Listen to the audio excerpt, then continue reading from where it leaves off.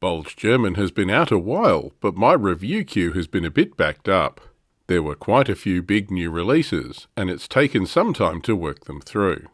Constipation jokes aside, today I want to look at Battlefront's Tiger II plastic kit. Join me to see if it was worth the wait.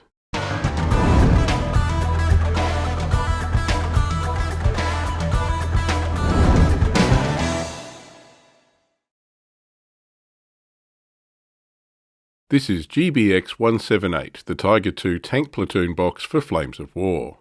This box set was part of the late-war German forces in the Bulge German release wave. This box set contains 3 vehicles.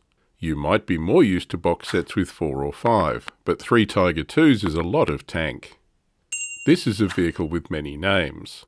Allied soldiers called it King Tiger, while unofficially the Germans called it Königstiger, Royal Tiger, the German term for the Bengal Tiger. Officially, it is SDKFZ 182 Panzerkampfwagen Tiger Ausführung B. Battlefront are calling it the Tiger II. Whatever you call it, the King Tiger was a monster. Throughout the war, Germany continued designing heavier tanks with bigger guns in an attempt to find a war winner. Weighing in at around 70 tons, King Tiger had a Henschel-designed hull with a Krupp-designed turret. Early turrets were rounded, while the later main production version was more slab-sided. Armament was an 8.8cm KWK-43 gun, the tank version of the PaK-43 anti-tank gun. Armour was up to 185mm or over 7 inches thick, sloped on the front glacis and with a round shot-deflecting collar at the base of the gun near the mantlet. Tiger had a crew of 5 men, driver, radio operator, gunner, loader and commander. Powered by a V12 Maybach petrol engine, Tiger II had a power-to-weight ratio of just 9.8 horsepower per tonne. This put a lot of strain on the suspension and drivetrain components. Despite being underpowered, Tiger II's wide tracks meant it had reasonable tactical mobility. Suspension was torsion bars with sets of overlapping non-interleaved road wheels. Early Tiger IIs were unreliable. There were teething issues with faulty gaskets and engine seals, plus poor driver training exacerbated issues with the steering gear, overloaded suspension and drivetrain, causing failures. Many disabled vehicles had to be abandoned or destroyed by their crews even before they reached combat. Modifications, careful maintenance and improved training would see an improvement in reliability. The first Tiger II saw action in Normandy in July 1944. Operating in separate heavy tank battalions. It also served in the east, but it became the iconic tank of the Battle of the Bulge in Belgium in December 1944. Some sources estimate a third of the total production of Tiger IIs took part in this action, most of which were lost in action or abandoned. While Tiger II was a formidable tank, it was expensive and labour-intensive to produce, and there were never enough, particularly since Henschel's factories were heavily bombed. If we look at the back of the box, there's a picture of the completed kit and an exploded assembly diagram. Parts count is fairly low and construction looks pretty straightforward. This should be an easy kit to build. The Tiger II platoon box contains parts to build 3 tanks, as well as some decals. You also get a sprue of hard plastic German tank commanders. Let's look at the plastic. Tiger II comes on 2 sprues of yellow plastic. One of these is a common sprue that shares the lower hull and track parts with the Jagdtiger kit. The second sprue is the Tiger II sprue with the upper hull, hull side pieces, turret and gun. We'll start with the common sprue. Parts are well sculpted and detail is moulded in sharp relief, the sort of quality we've come to routinely expect from Battlefront plastic. This is the lower hull piece. You can see the keying for the track parts here, which means you can't assemble this incorrectly. Next to that are the side skirts. Having these as separate parts is nice. In service, these were often missing or damaged, so this makes it easy to fit them, leave them off, or cut them up to have missing sections. Nice! The last bits on this side are some spare track links. The tracks are one-piece parts. There's some nice track detail along the top of the track run and around the sprocket and idler, becoming simplified where it won't be visible. The overlapping steel road wheels have good bolt detail. The rear hull plate includes the rear fenders. Amongst the moulded-on details are a couple of German pattern U-shackles for towing and a wooden jacking block. The exhausts, engine inspection port and jack are all a single piece. Exhausts are simple exposed pipes with an armoured collar on the lower section. The last parts here are the hull machine gun ball and a bucket. The bucket is a bit of a gag. They appear in many images of German tanks of the period. Battlefront's plastic Tiger I kits also include a Panzer Bucket. It might seem an odd thing to include, but these were useful for transferring warm radiator water from a running tank to a cold tank in freezing conditions. The second sprue has the parts specifically for the Tiger II. This is the upper hull. There's lots of nice hatch and engine deck details here. You can even see the wiring run for the headlight moulded onto the glacis plate. The separate hull side pieces here feature towing cables. There's even some interlocking armour detail where this plate meets the front of the hull. The upper turret piece is the slab-sided later production variant. Krupp designed two turrets, with the rounded one often incorrectly called the Porsche turret and the later one the Henschel turret. Both types are actually Krupp designs. The turret piece has the loader's hatch and commander's couple are moulded on. There's also plenty of vent and vision block detail. The rear plate has a large ammunition loading hatch. The sides have small locating pins to help position the spare track links. The lower turret piece fits up inside the upper piece. The chamfer on the edge of this part should stop you installing this incorrectly. The 8.8cm gun barrel has a characteristic German pattern muzzle brake. You can clearly see the two-part barrel of the KWK-43 design.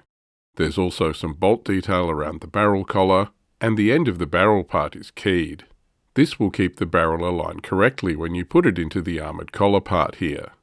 The collar in turn has a locating tab that fits into a slot on the mantlet piece. All these locating parts are nice, but a little insubstantial. I'd use enough glue here to ensure a strong bond. Nothing looks sillier than your German wunderwaffe on the table without a gun.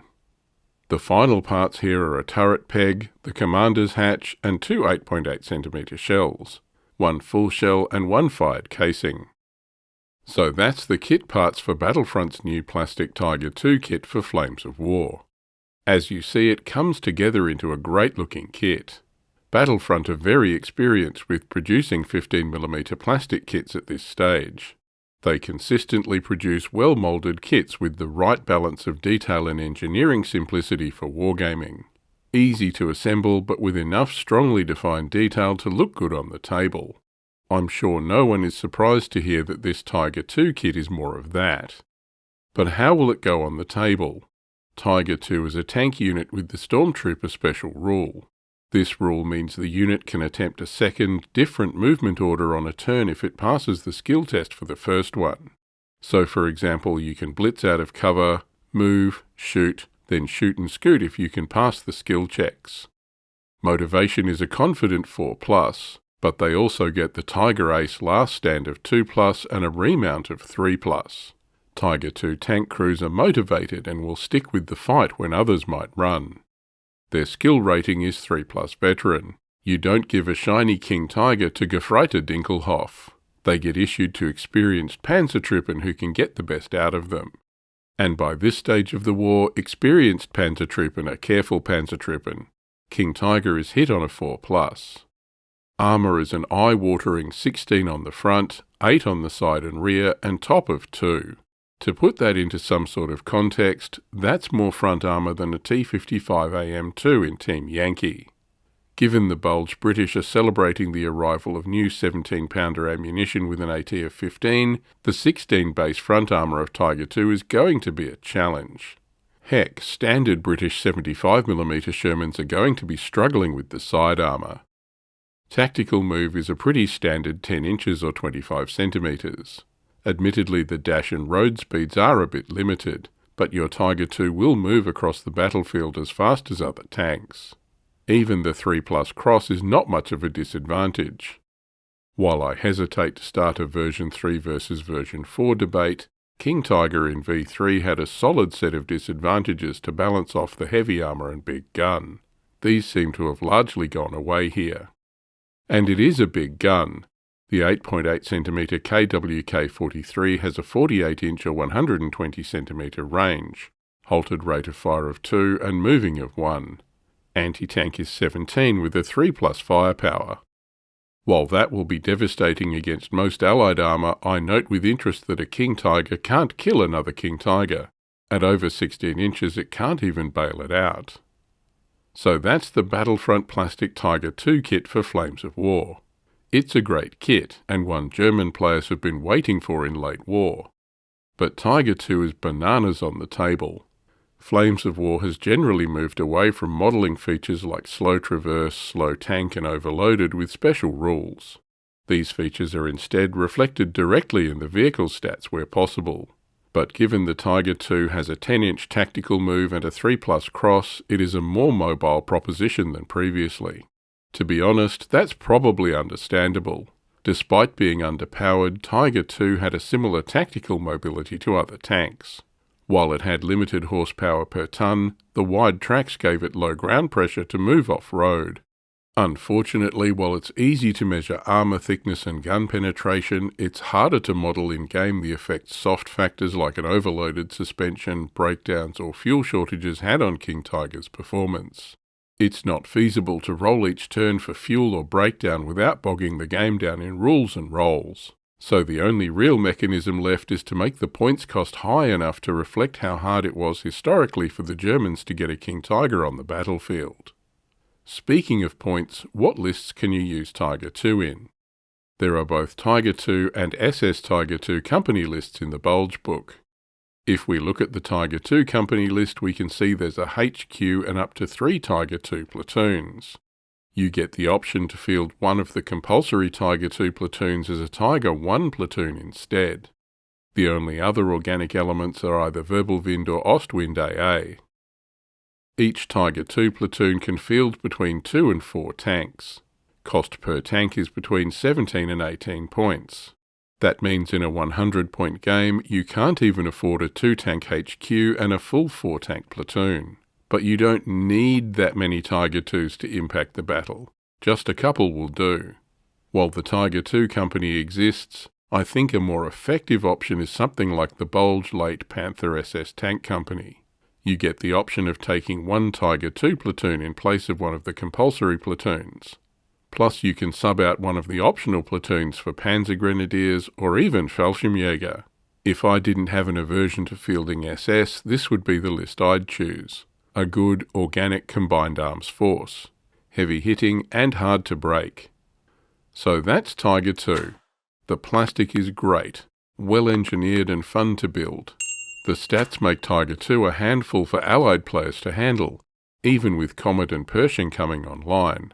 And historically it was a tough nut. Luckily there weren't too many of them. Allied players might find their strategy is to break the formation and cause the Tiger IIs to run rather than killing them directly. They also have some fun list options. I'm not expecting to see any full Tiger II company lists on a table anytime soon, but things like the SS Panther company are fun. You'll also be likely to see Tiger IIs taken as support options. But as a player, you'll have to decide if a couple of scary but expensive Tiger IIs are worth the points versus, say, a platoon of Panzer 470s. Anyway, as always, I hope you found this video useful. Thanks for watching. See you next time.